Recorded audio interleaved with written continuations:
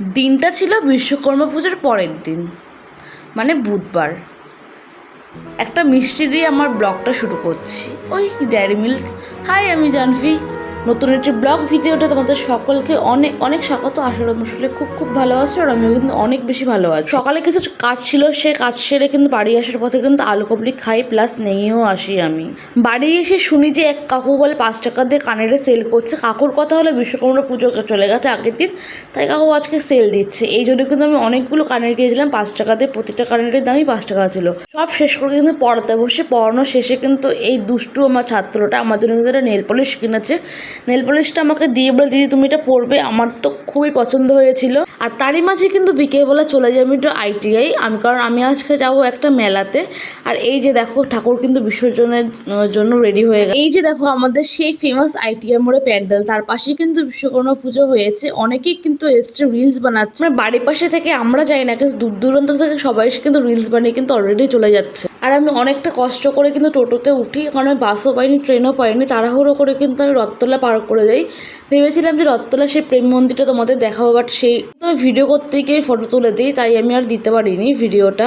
আর এই যে দেখো, আমার বোন কম বান্ধবী বেশি, প্রায় 2 বছর পর ওদের সাথে আমার দেখা হলো। ইন্ডিয়ারে পড়ার সময় অনার্সের পাশে যে আমার পার্স কোর্সে যে সাবজেক্টটা ছিল, সেই সাবজেক্টটা কিন্তু আমি আর ওদের সাথে পড়তাম। তো সেখান থেকে ওদের সাথে আমার কিন্তু আলাপ। দেখতে দেখতে কেমন সময় কেটে যায় বলো। এই যে মনে হচ্ছিল যেন সেদিনই যেন পড়েছি। 2 বছর কীভাবে পার হয়ে গেল বুঝতেই পারলাম না।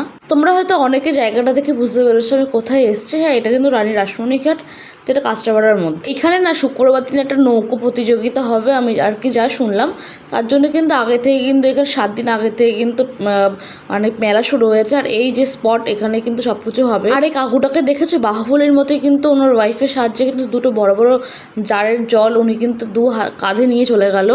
এরপর কিন্তু শুরু হলো আমাদের আসল পাগলামি। আমি কোথাও গেলে না রুমালটা হারিয়ে বসে আছি, ওই জন্য আমি হট করে বলছি যে আমার রুমাল কোথায়। ওই জন্য আমার চোখটা এরকম হয়ে গেল। তার পাশ দিয়ে সুকিনা বলছে যে এই যে দিদি তোমার রুমাল, এই যে এই নাও এই নাও। দিন আর কি ঘাম মুছছিলাম, আর বলছিলাম যে এই যে আমি দেখো, আমি এই ড্রেসটা পরেছি, আর আমার মুখটা এমন।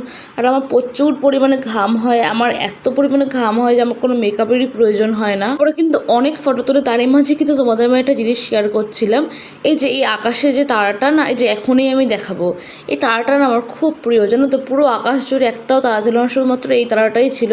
আর পাশ দিয়ে প্লেন যাচ্ছিলো। আমার না এই দৃশ্যগুলো খুবই প্রিয়।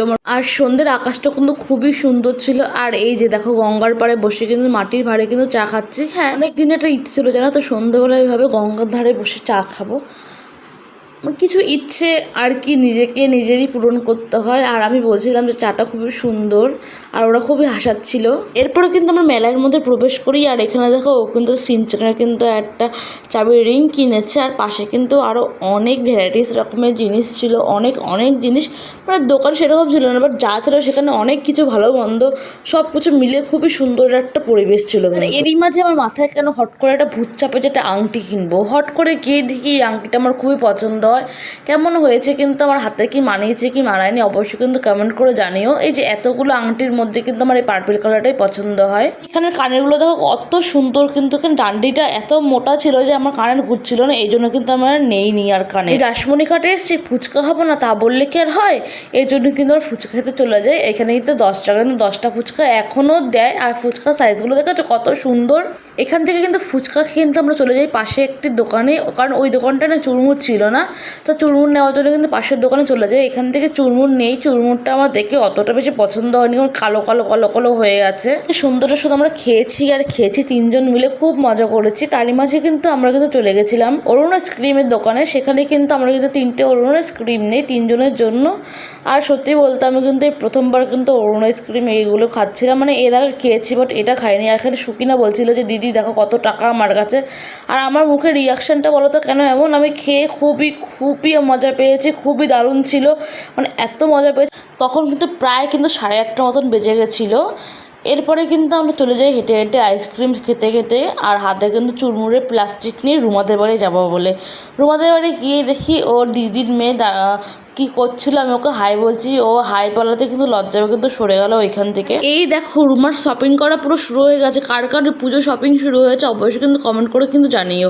ও একটা কিন্তু চুড়িদারের সালোয়ার স্যুট কিনেছিল, মানে 3 পিস যেটা আমরা এখন আর কি বলি, আর সাথে কিন্তু ছিল একটা গাউন। কিন্তু গাউনটা না আমার অ্যাভারেজ লেগেছে। ও যে দাম নিয়েছে ও বললো সেই দাম অনুযায়ী কিন্তু গাউনটা আমার অ্যাভারেজ লেগেছে। এখান ওদের বাড়ি থেকে বেরিয়ে কিন্তু বাগমোড়ে আসে। বাগমোড়ে দেখো আমি চেষ্টা করছিলাম যে ভেতরে কিন্তু ঠাকুর বানাচ্ছিল, এখানে তো হ্যারি পটারের থিম হবে, অবশ্যই তোমরা কিন্তু ভিজিট করো পুজোর সময়। একটু টাইম নষ্ট করার জন্য চলে কিন্তু বাজার কলকাতা বা কলকাতা বাজার যেটা বলে। আমার ভাই একটা কালেকশনও ভালো লাগেনি, আমার কেন জানি না, আমার কিছুই পছন্দ হচ্ছে না এইবার, কোনো কিছু পছন্দ হচ্ছে না। ফাইনালি ওদের বিদায় দিয়ে দিই, ওদের টাটা দিয়ে দিই। ওদের আমি অনেক বেশি মিস করবো, আর জানি না কবে ওদের সাথে আবার দেখা হবে। প্রায় 2 বছর পর আজকে দেখা করলাম 3 জন অনেক কষ্ট করে। আর এই যে দেখো কাঁচরাপাড়াতে কত ভিড়, পুজোর মার্কেটিং করা কিন্তু শুরু করে দিয়েছে সবাই, শুধুমাত্র আমি একা বাদ দিয়ে। না এটা ভুল বললাম, না আমিও করেছি। আমি কিন্তু একটা জুতো কিনেছিলাম, এই যে সেই জুতোটা, অনেকগুলো জুতো খোঁজার পর এই জুতোটা পেয়েছি। এই জুতোটা কেমন লাগছে অবশ্যই কিন্তু কমেন্ট করে জানিও, আমার পায়ে মানিয়েছে কি মানায়নি। আর রাতে কিন্তু ডিনার করেছিলাম চাউমিন ডিনারে। আর আজকের ব্লগটা এখানে এন্ড করছি, কেমন লাগলো অবশ্যই কিন্তু এটা কমেন্ট করে, এটা লাইক করে জানিও।